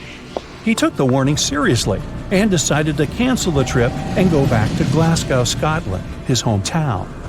His grandparents weren't too happy to find him back home instead of on Titanic. After all, the ticket was very expensive.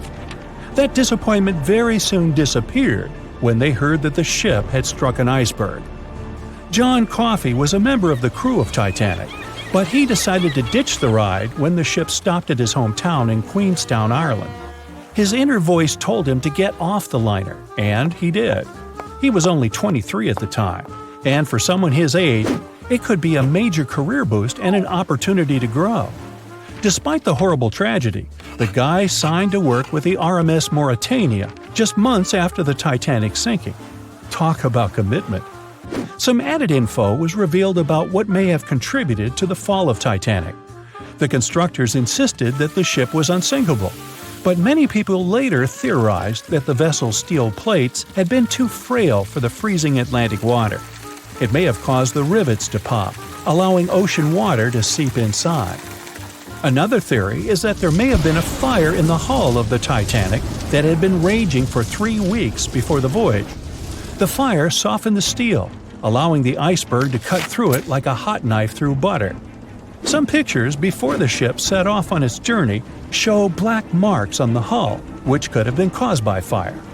Either way, the iceberg would have caused significant damage in any case, no matter if there was a fire or not. Some people also blame those who designed the Titanic. The ship was built with large joints at the bottom, which probably snapped easily during the collision. Of course, these are all theories, but we know for a fact that the iceberg was the main character of this drama, and that the works of Stead and Robertson should have been taken seriously. Either way, this should be a lesson for the future, helping to prevent similar tragic accidents. By the way, ocean liners and passenger ships wouldn't exist if it hadn't been for Thomas Newcomen. In 1712, he invented a steam engine that was so strong it could produce enough energy to power a ship. And a century later, in 1819, the first steamship traveled across the Atlantic Ocean to Liverpool, UK. It only took the vessel 29 days to cross the ocean. The passenger ship industry boomed in the early 1900s when it became easier for people to move to America or go on holidays. As decades rolled by, the use of aircraft stole the spotlight from passenger ships, since planes were faster and more efficient. Nowadays, it's quite rare for a passenger ship to collide with anything in open water. Modern technologies can detect anything that can pose a threat and even predict stormy weather. Cruise ships these days are giants compared to the vessels of Titanic's era. Modern ships can carry almost twice the number of passengers and have amenities folks back then could only dream of. Most cruise ships these days have several restaurants to choose from, multiple swimming pools, and game rooms to catch a break. If you're in the mood for some fun, you can watch live performances. Don't forget about the helicopter pad, because why not? Don't worry if you start feeling unwell. The in-house doctors are always there to help any passenger in need. And these ships are only going to get bigger. Putting Titanic and a modern cruise ship side by side is like comparing a corgi to a Doberman. Back then, Titanic was the biggest and most cutting-edge vessel anyone could dream of. So, who knows what the future of cruise ships can hold? We might even have entire cities floating around. That would be a really big boat. April 14, 1912. The dark night was filled with horrible sounds of a giant metal vessel breaking into two. The largest ship of that time collided with an iceberg that was on its way. The Titanic, one of the biggest stories of the 20th century that people still talk about.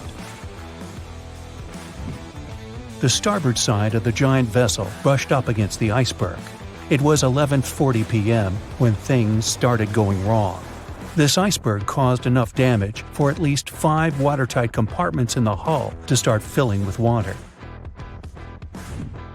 The crew immediately began a brief investigation to see if they could do anything and fix things.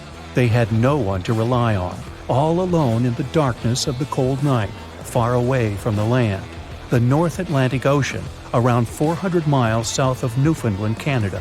They needed time to figure out how to bring people to safety. They had some time, true, but not enough. If you watched the movie, you know the ship didn't plunge immediately after the icy doom had happened. The whole process lasted a good 2 hours and 40 minutes. But the situation was hard. There were 2,200 people to take care of, including crew and passengers, and things happening on the ship were chaotic. The chief designer, Thomas Andrews, soon realized they wouldn't be able to stay afloat. By midnight, the entire crew had begun preparing the lifeboats for launch. They had 20 boats with space for only 1,178 people, which was just a bit more than 50% of the people on board. The order was to get women and children to safety first. Crewmen were there to row and guide the boats. The scene over the next 2 hours gradually started escalating. The crew members had a task to wake up passengers and warn them something bad was happening. They wanted to place them into a fleet of lifeboats as soon as possible. At 12:15 a.m., some crew members sent out a distress signal. A steamship called Frankfurt was among the first ones that received the message and responded, but they were about 170 nautical miles away. Some other ships also got the message and offered their assistance, but sadly, they were too far away as well. At 12:20 a.m., the Cunard liner Carpathia got a distress signal from the Titanic and changed its course right away. They were 58 miles away at the time, and it would take them more than 3 hours to get there. 20 minutes later, the crew was lowering the first lifeboat. It was carrying only 27 passengers, although it had room for 65. Many of the lifeboats that were launched first were well below capacity. Crew members were worried, thinking the Davids wouldn't be able to hold a fully loaded lifeboat. And in the beginning, many passengers were just too afraid to leave the ship. They still thought Titanic was unsinkable and couldn't imagine the scenario that was going to happen 1 to 2 hours later. The crew was firing the first of 8 distress rockets. Unsuccessful. No one was close enough to help. By 1:20 a.m., they lowered 10 lifeboats. Number 8 had only 28 people in it. One of the passengers on the number 10 was 9-week-old Melvina Dean. She would later become the last survivor who lived until 2009 and turned 97. It was 2 a.m. already. 3 of the collapsible boats were the only lifeboats that remained on the ship. The bow of the vessel had sunk low and had tipped far under the surface. People around it could now clearly see stern propellers above the water. Crew members were lowering collapsible lifeboat D from the roof of the officers' quarters with over 20 passengers in it.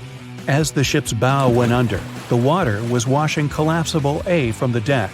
Those 20 people were struggling because their boat was partly filled with water. As crew members were trying to release collapsible B, it fell. Before they righted it, the water swept it off the ship. 30 passengers still managed to find safety on the overturned lifeboat. At 2:17 a.m., the ship's wireless operator decided to transmit one last distress call. A minute later, the light on the ship finally went out. Titanic and all left on board plunged into darkness. The bow continued to sink, and the stern was rising higher above the surface, which placed great strain on the midsection. Horrible sounds were filling the night. Titanic, this massive, legendary ship so many people placed their hopes in and were excited about, broke into 2 between the 3rd and 4th funnels. Reports would speculate it took about 6 minutes for the bow section to reach the ocean bottom. The stern settled back in the water before it rose again into a vertical position. It remained in this situation until it finally disappeared into the ocean. At 2:20 a.m., the stern apparently retained air inside, and water pressure crushed it as it went down. The stern landed about 2,000 feet away from the bow. People consider the Titanic the fastest ship in the world. They thought it was unsinkable because 4 of its compartments could be flooded, and that still wouldn't cause a critical loss of buoyancy. Its life was problematic since its beginning. While the ship was leaving port, it moved within a couple of feet of the steamer New York. It managed to safely pass by, which was a huge relief for all those worried passengers massed on the ship's decks. Titanic sailed off on the 10th of April. Its first journey was across the highly competitive Atlantic route.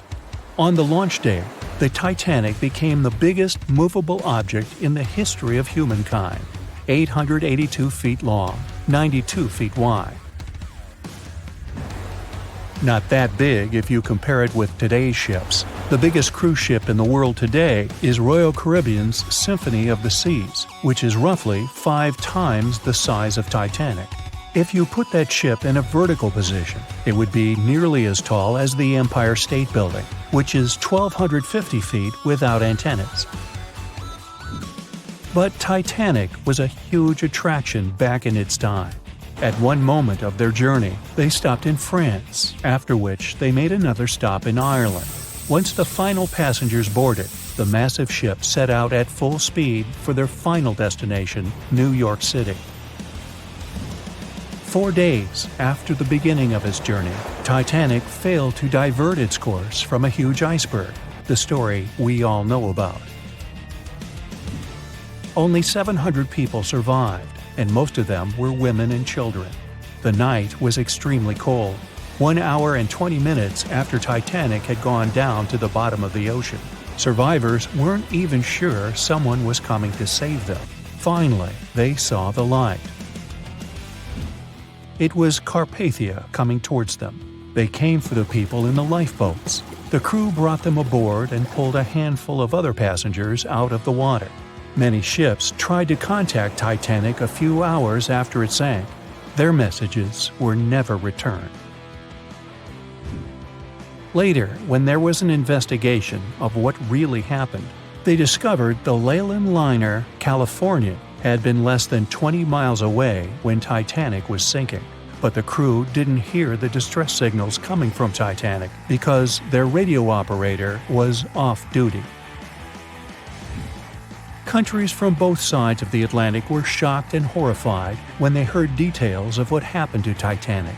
they decided to make changes to ship operations, rules that would help avoid such events in the future.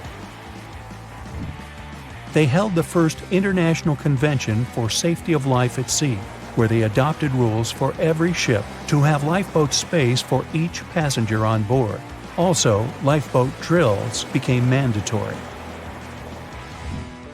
They also decided to establish an international ice patrol. Its main role was to monitor icebergs in the North Atlantic shipping lanes. Ships also needed to maintain a 24-hour radio watch. Titanic wasn't built alone. Because of the size of this magnificent ship and all the new equipment it required, it would have been too expensive as a one-off. So the team built the Titanic alongside two sister ships, and both of them had eventful lifetimes. RMS Olympic came first. It was launched in 1910, and for a whole year was the biggest liner in the world. The Britannic was another sister ship that sailed for a while before it too ended down on the ocean bottom. But only Titanic became a legend and one of the most fascinating stories of modern history. It was the biggest ship ever built in its time, and it was supposed to be unsinkable. But within days of steaming out on its first voyage in 1912, the Titanic was gone beneath the relentless waves of the North Atlantic Ocean, and of its more than 2,200 passengers and crew, only 706 survived that dreadful night. Would a smaller ship have fared any better in the same situation? Did the size of the iceberg truly matter in the end? Was it a mistake for the ship to change course at the last minute as it tried to avoid impact? These are three questions that have people pondering, what if? We do know that Titanic was considered an engineering marvel in its day. Designed by Thomas Andrews for the British shipping company White Star Line, it was just over 880 feet long and 175 feet tall. Built with abundant space for 840 staterooms, a swimming pool, a squash court, a gym, and 2 dining rooms. But it was below deck that one of its most impressive new features could be found. Titanic's hull was divided into 16 compartments designed to be watertight. Up to 4 of these compartments could take on water in the event of a breach, with the remaining 12 helping to keep the damaged ship afloat. It was thanks to these compartments that the ship was regarded as unsinkable. Rumor has it that Philip Frank, White Star Line's vice president, even declared, "There is no danger that Titanic will sink. The boat is unsinkable, and nothing but inconvenience will be suffered by the passengers." On April 14, 1912, that proved to be mistaken when Titanic struck an iceberg. As ice ripped along the ship's hull, several of those watertight compartments ruptured. It took only 2.5 hours for Titanic to sink. Did the size of the iceberg that hit Titanic seal its fate? Would a bigger or smaller iceberg have made any difference?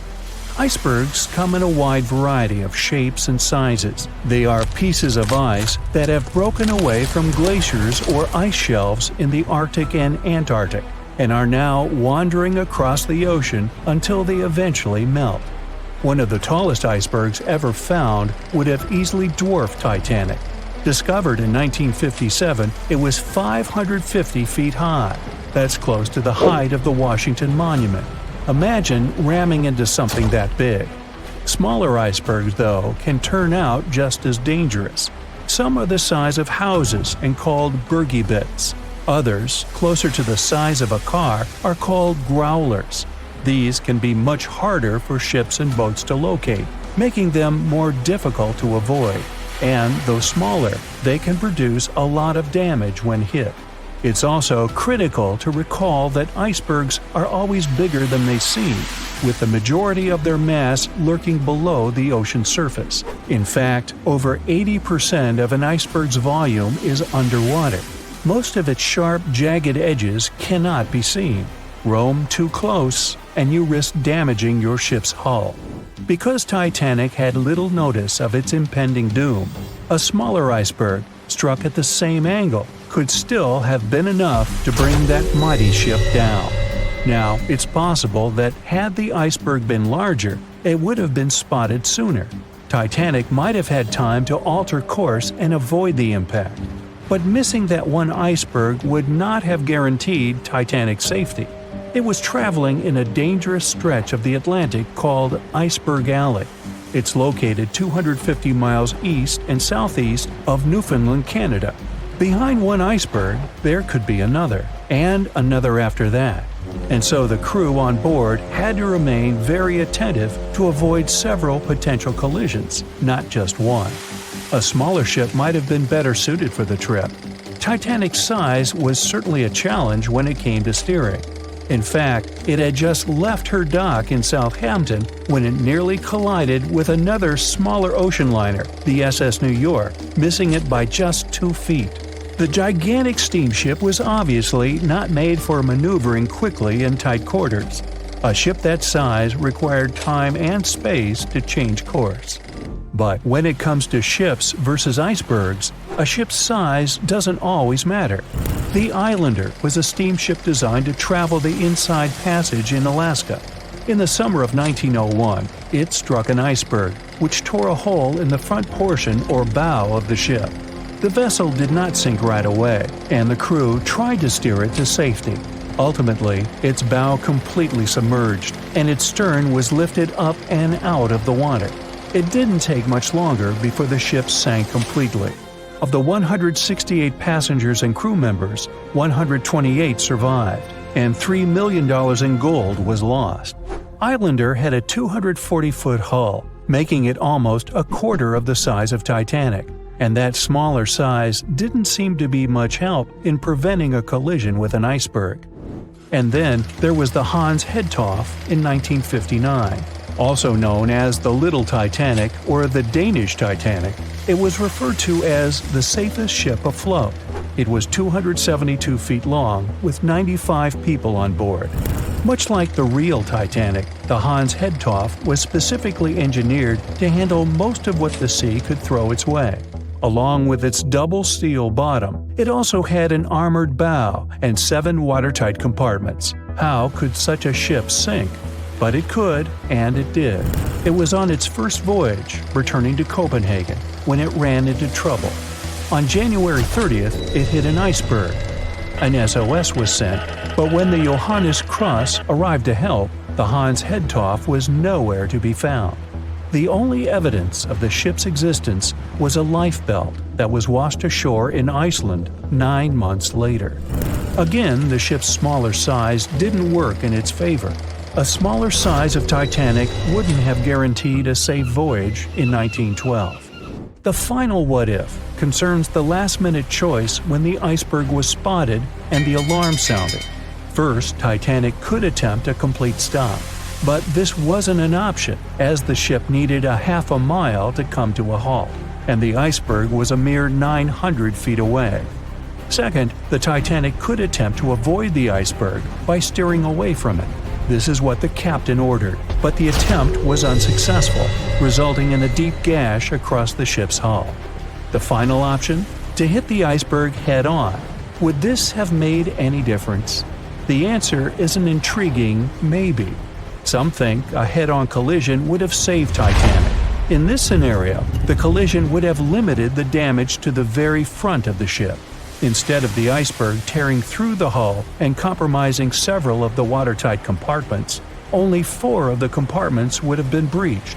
This meant the others could do their job of keeping Titanic afloat.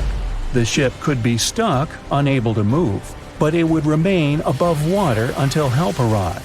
This would provide a ship like Carpathia enough time to reach the scene of the accident and bring the people on board to safety.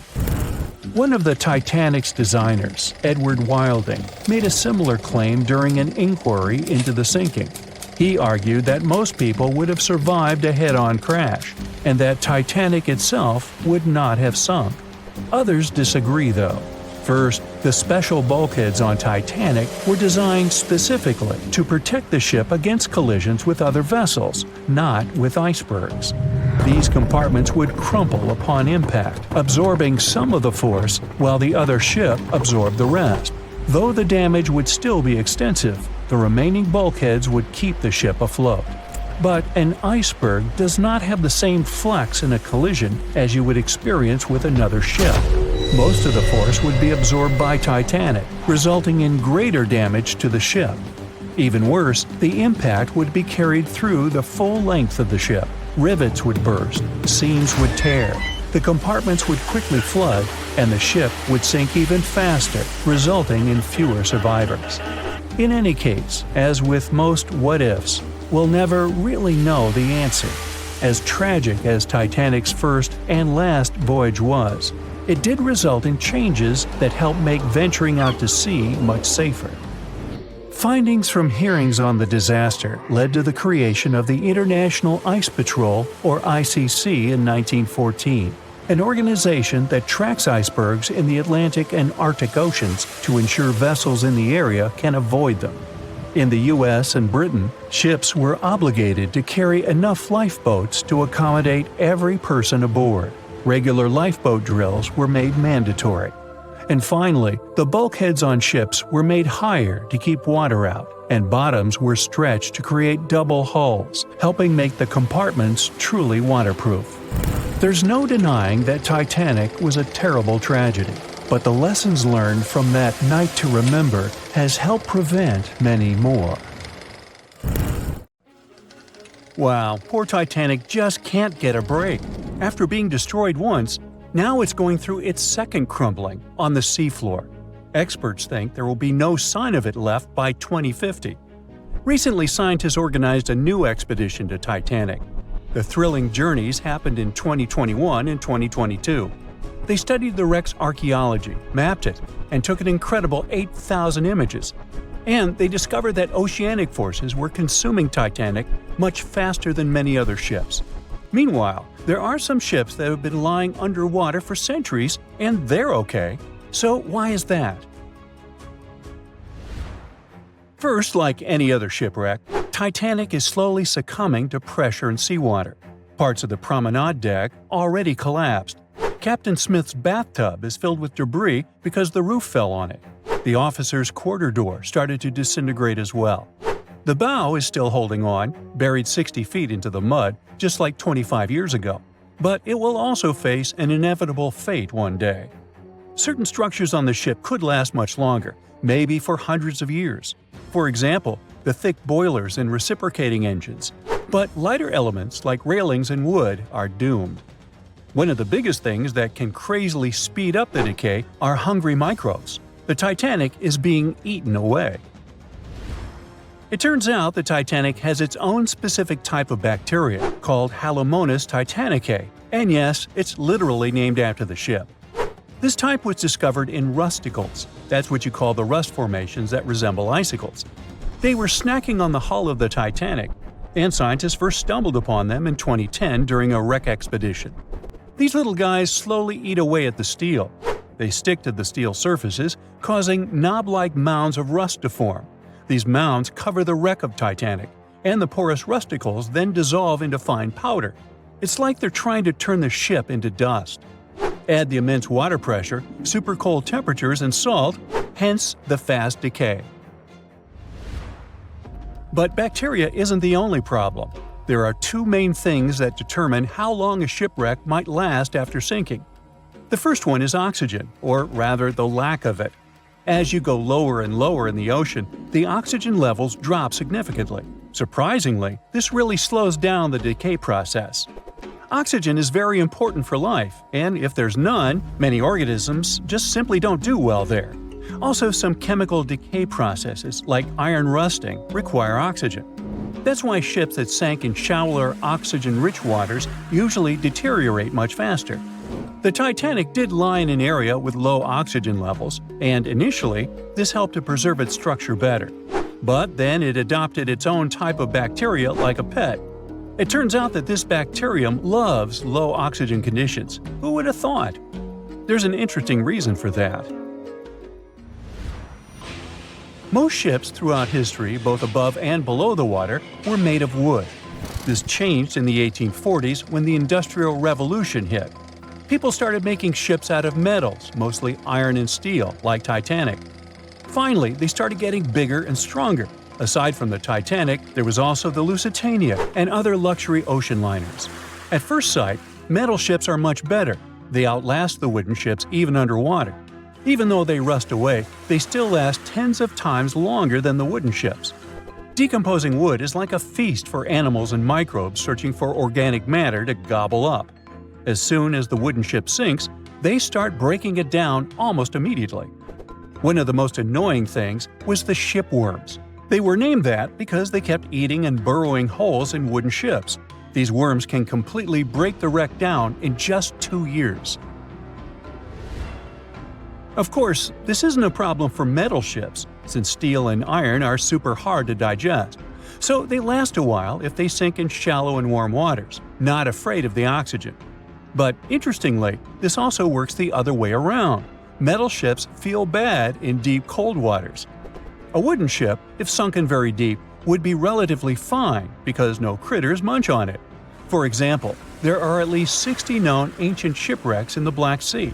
Some of them made back in ancient Greece, and they're completely fine. You can literally read the engravings in their planks. One of them is a Greek merchant ship that dates back to more than 2,040 years ago. The rudder, rowing benches, and even the contents of its hold remain perfectly preserved. Now it's known as the oldest intact shipwreck. But in deep cold waters, microbes, like that gobble on Titanic, run on iron.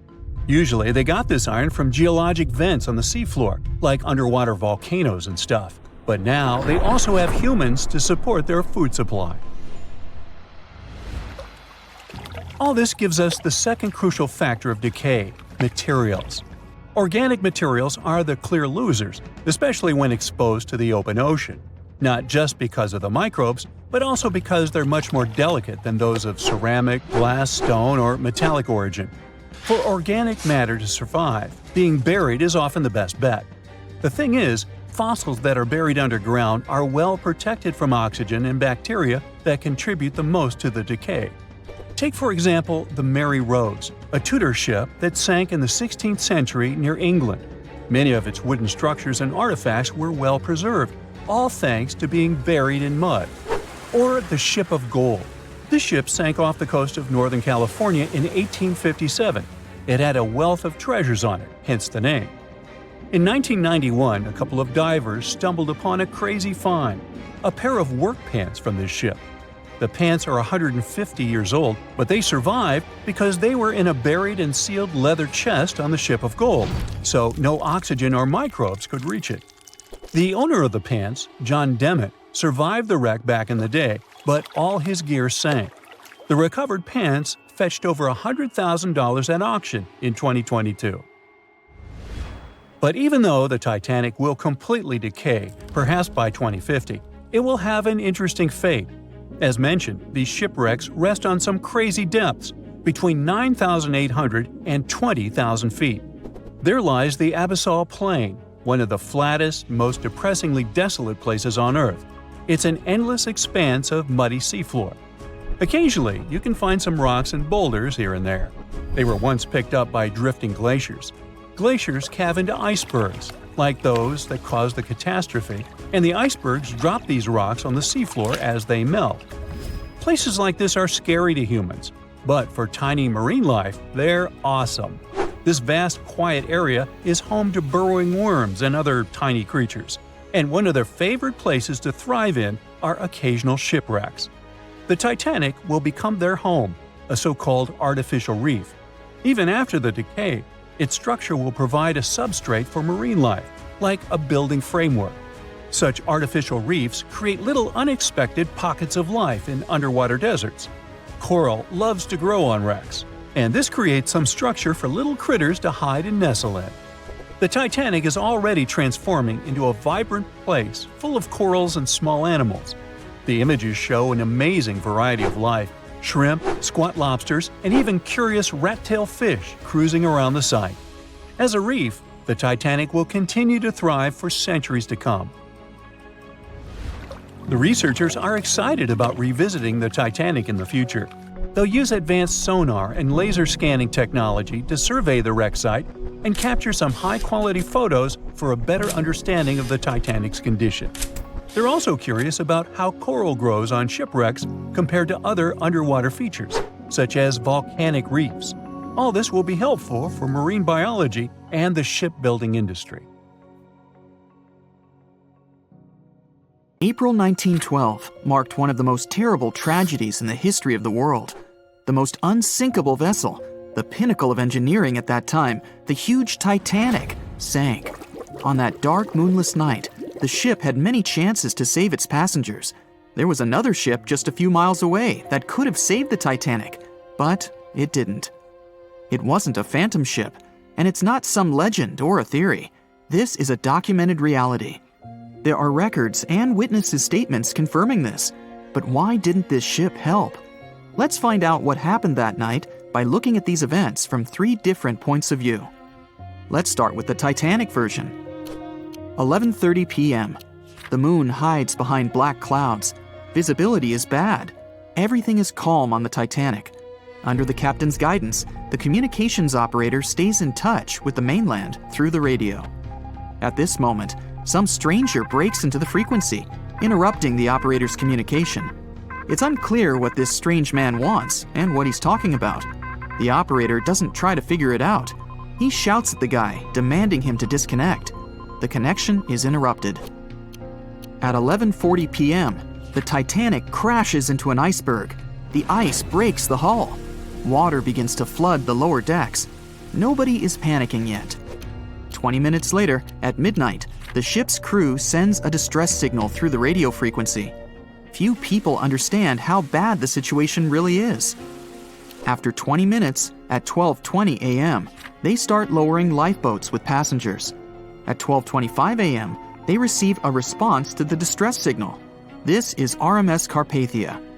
Their captain reports they're already sailing at maximum speed towards the Titanic. But the problem is that the crash site is 58 miles away. This means Carpathia will only be here in 4 hours. At 12:45 a.m., the sinking ship's crew release rockets into the air. These flares are one of the main reasons for the terrible fate of many passengers, but more on that later. 90 minutes later, the Titanic's deck breaks and the ship dives underwater. At 4:10 a.m., the Carpathia finally arrives at the shipwreck location. The crew members make heroic efforts to save all the people. They take 705 survivors on board. At this moment, another ship appears. It's SS Californian. The Carpathia sails towards the New York coast with all the people. The Californian floats in search of passengers and finds nothing but wreckage. The ship was only a few miles away while the Titanic sank into the icy water. The Californian could have saved these people, but did nothing. Its captain, Stanley Lord, made one of the most terrible acts that a sailor can allow. He didn't help a sinking ship. When the world found out about all this, they detested Captain Lord. They couldn't bring charges against him, and the trial didn't punish him. But his career was ruined entirely, as no other ship company would hire him. Despite this, he never confessed he had been guilty. Before he passed away, the captain said it hadn't been his fault. If this was true, then what happened there? This brings us to the Californian version. It's the night of April 14th. The Californian is sailing in the cold waters of the North Atlantic. The ship gets into a section with a lot of icebergs. At 10:10 p.m., Captain Lord stops the ship. It's too dangerous to move around this area, as they can damage the hull. At 11 p.m., the ship starts drifting. It's impossible to move in such conditions with such poor visibility. The captain knows that the Titanic is coming here, so he orders the radio operator to warn the ship about the danger. Radio operator Evans turns on the receiver and tries to contact the Titanic. He spends about 30 minutes on it. The connection is finally established. At this moment, the Titanic radio operator is speaking with the mainland. Evans interrupts this conversation and tries to warn the ship about icebergs. The operator doesn't understand Evans' words. He's annoyed because Evans broke into the channel so brazenly. He shouts at Evans and cuts the connection. Tired, Evans turns off the receiver and informs his superiors about the incident. It's still a mystery how the captain reacted to this news. He probably thought the Titanic knew about the danger. He lets Evans go to bed. If Evans hadn't turned off the radio and waited 1 hour, he would have heard a distress signal from the Titanic. But you shouldn't blame him. At this point, he has no official reason to stay at the transmitter. Evans is too exhausted and can't fight drowsiness. So, Evans goes to bed. The Titanic begins to sink. Its captain sends a distress signal. The operator on board the Carpathia catches it, but the Californian doesn't, since the receiver is turned off. Captain Lord can't sleep. He feels that something is wrong. Meanwhile, the Titanic is rapidly sinking under the water. The captain gives the order to launch rockets into the air. And here is where one of the critical mistakes takes place. They release warning lights, but they are not red. The crew forgot to take red rockets on board for some reason, so they lit up the sky with a bright white light. If you need to send a distress signal, you need to release red lights. Captain Lord sees these lights, but doesn't perceive them as a cry for help. It can't be that there are no standard red rockets on such a massive ship as the Titanic. But, unfortunately, it can. Captain Lord thinks the Titanic is sailing away. Perhaps there is some unknown reason behind those white lights, but he doesn't really know. So, Captain Lord has no idea that the Titanic is sinking. He still decides to contact the ship, but this time, not through radio communication. Captain Lord doesn't wake up the radio operator and sends a signal to the Titanic through a signal lamp. It's important to understand that many old-school captains didn't take radio communication seriously. They didn't understand the value of this technology. That's why Captain Lord doesn't wake up Evans. He sends light signals, but the Titanic doesn't respond. Many survivors later mentioned seeing the flashing lights of the Californian, but there was nothing they could have done. The ship's crew doesn't hear their cries for help.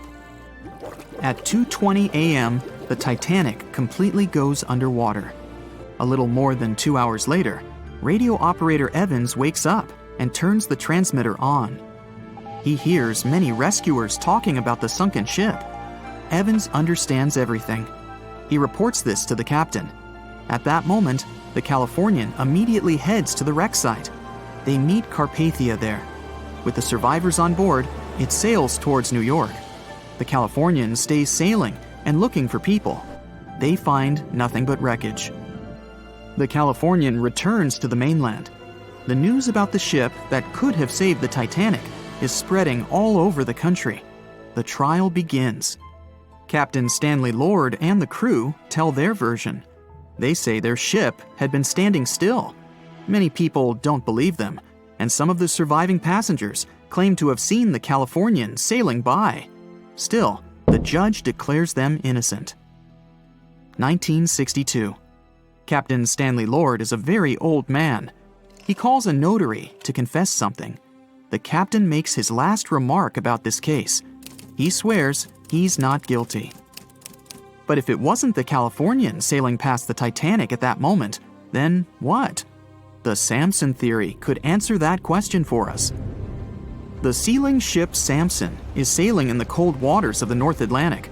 The crew aren't sleeping. They carefully study the surroundings, but not because they're afraid of icebergs. They're scared of meeting with the U.S. Coast Guard.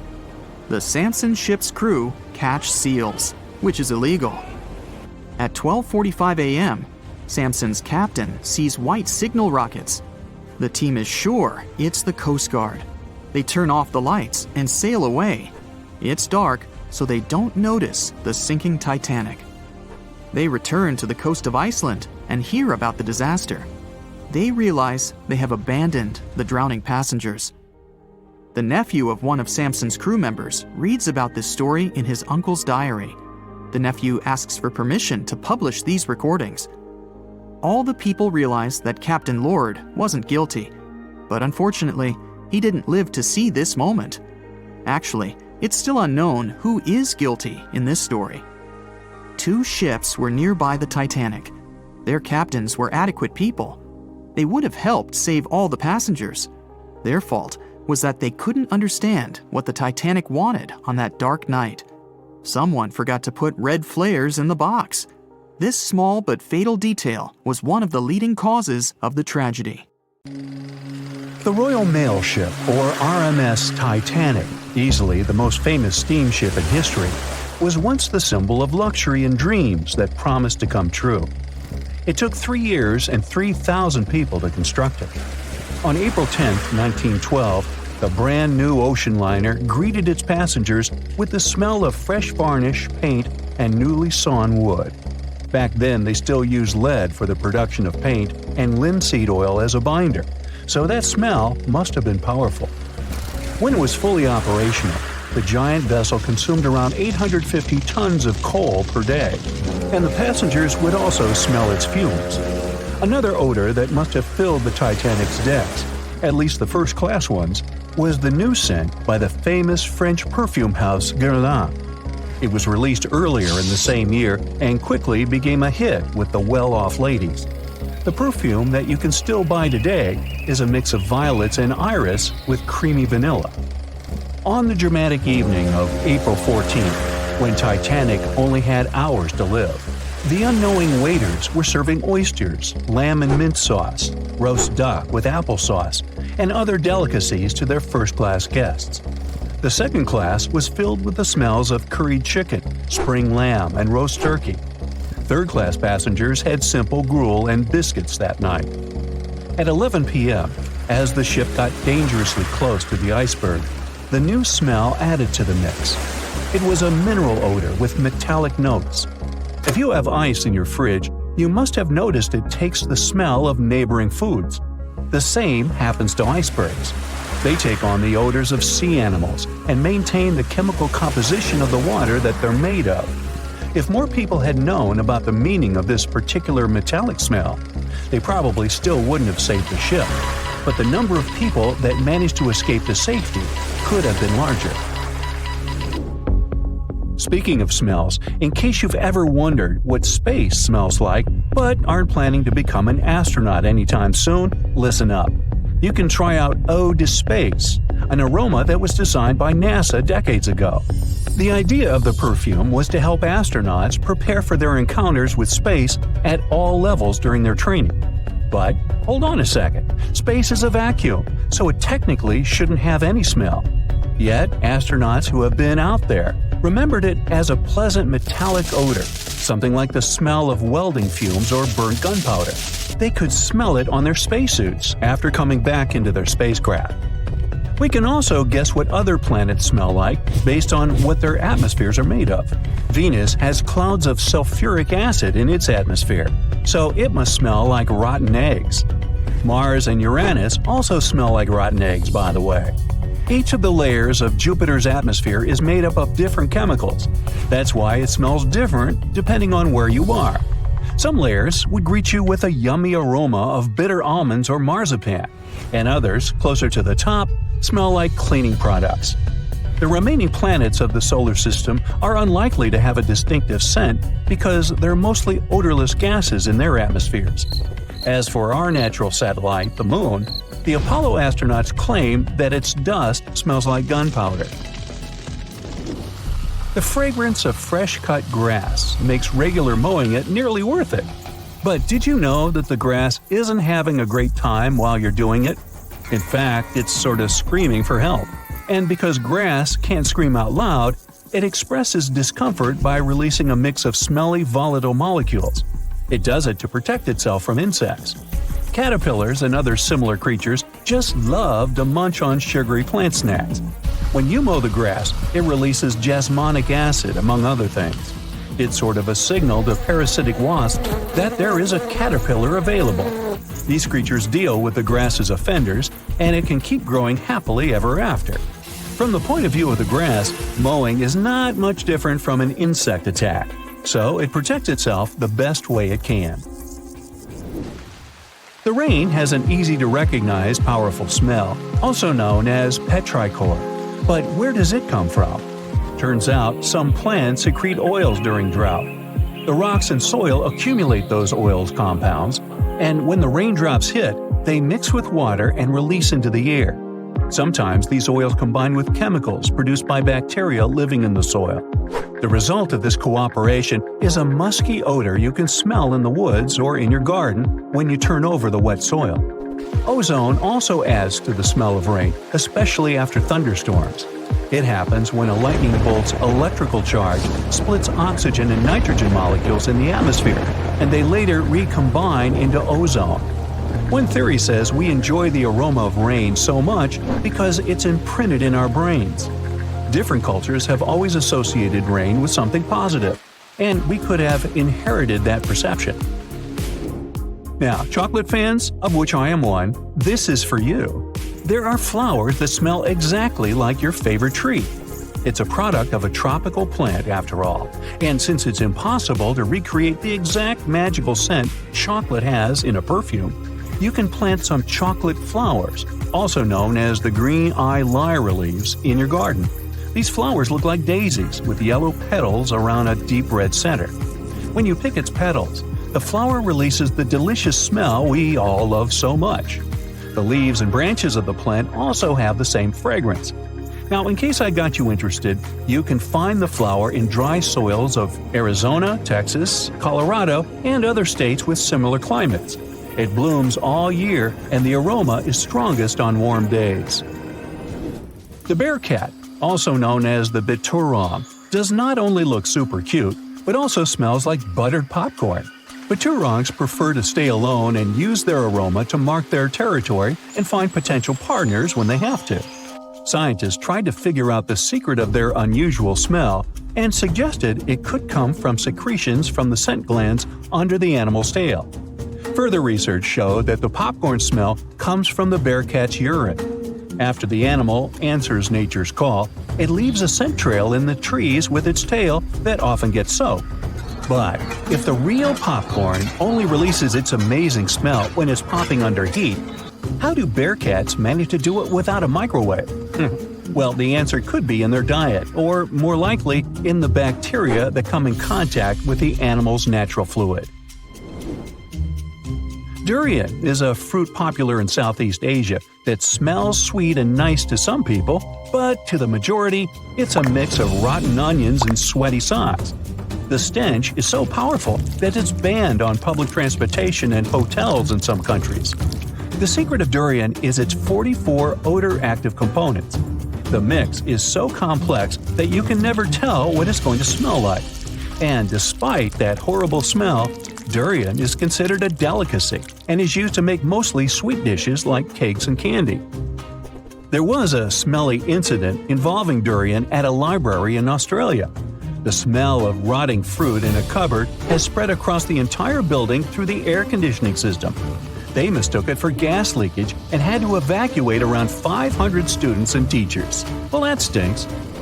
And finally, if you've ever been to natural hot springs or went to see some geysers, you'll never forget the smell of hydrogen sulfide, or less poetically, rotten eggs. It's actually not only yucky but also highly flammable, but it can also be quite useful. Most households in Iceland use geothermal springs as a source of hot water. Although it doesn't smell fresh, it's perfectly safe to drink, and the smell doesn't stay on your body after you take a shower. So there.